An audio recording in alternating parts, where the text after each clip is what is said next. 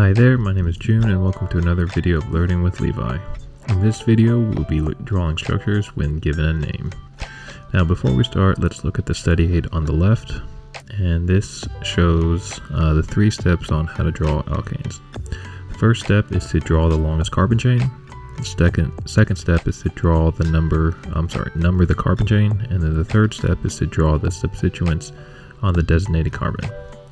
Now let's move to our first example, 3-ethyl 4-methylhexane.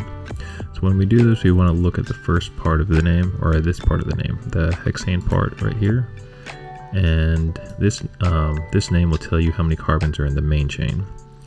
Now if we look at the table here on the right, we can see that the hex prefix refers to 6 carbons, and so when we draw the line structure, we make sure that we have 6 carbons. So let's draw out the hexane.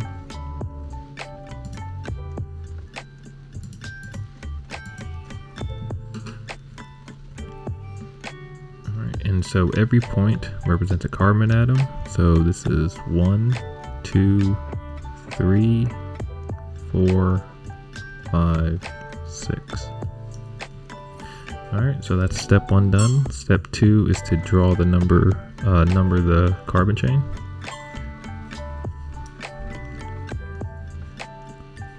1, 2, 3, 4, 5, and 6. And then step 3 is to, let's look at that again, is to draw the substituents on the designated carbon. So we can see here that we have an ethyl group on carbon 3 as well as a methyl group on carbon 4. And for a reminder, for those that don't remember, a ethyl group looks like this, and a methyl group looks like this. Now let's draw that. Let's erase these numbers. And so like I said, we have a ethyl group on carbon 3, and ethyl group looks like this, 1, 2, and then a methyl group on carbon 4. Alright, and that is what the compound looks like. Alright, let me just erase these numbers for you guys. Alright, and let's go to the next example. 4-Tert Butyl 2-methyl heptane. Okay, and like before, the first step is to draw the longest carbon chain. Now again, when we look at this, we want to look at this part of the name, heptane, and that refers to 7 carbons. Again, if we look at this little table on the right, refers to the prefixes for the number of carbons. Hept equals 7, and so we make sure that we have 7 carbons in the main chain. So let's draw out that, and it'll start off like this: 1, 2, 3, 4, 5, 6, 7. Alright, and the second step is to number the carbon chain. So let's number that real quick.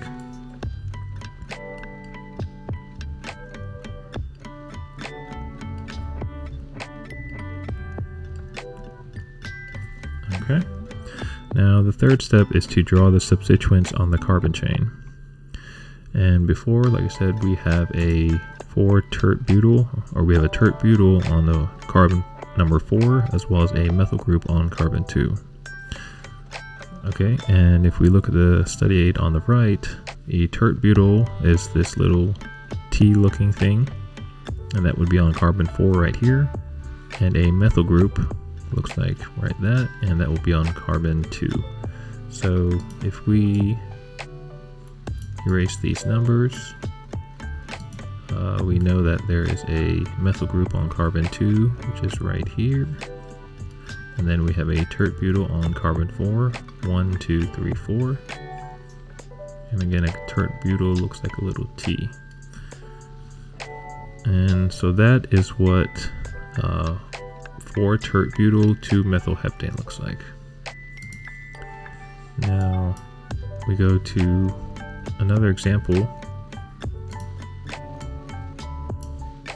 We have 2,3-diethyl 5-isopropyl heptane.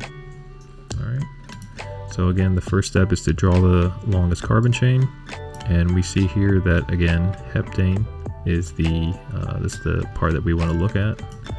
And if we go back to this, let's just copy this and put it down here.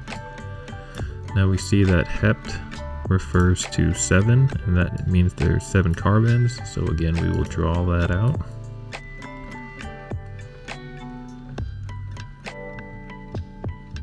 Alright.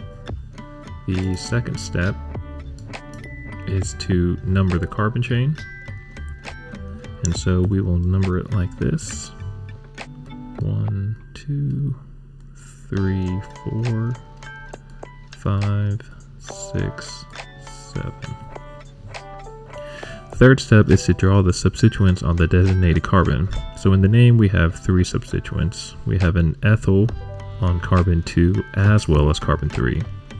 Now the di before the ethyl group refers to 2, meaning that there's 2 ethyl groups, again on carbon 2 and carbon 3. Then we have an isopropyl group on carbon 5. Now if we look at the study aid on the right, ethyl group looks like this right here, and again we have that on carbon 2 and carbon 3. And then we have an isopropyl group that looks like a Y on carbon 5. Alright, and so if we draw that out, let's erase these numbers right here. Alright, so we have an ethyl group on carbon 2, 1, 2, and then ethyl group on carbon 3, 1, 2. And then we have an isopropyl group on carbon 5, which again looks like a Y. Alright, and then if we erase these numbers, that is what the structure looks like. Alright. So that concludes our alkane portion of the organic chemistry videos. I've prepared flashcards for all the things that we've gone over in the past few videos, and here's a little preview.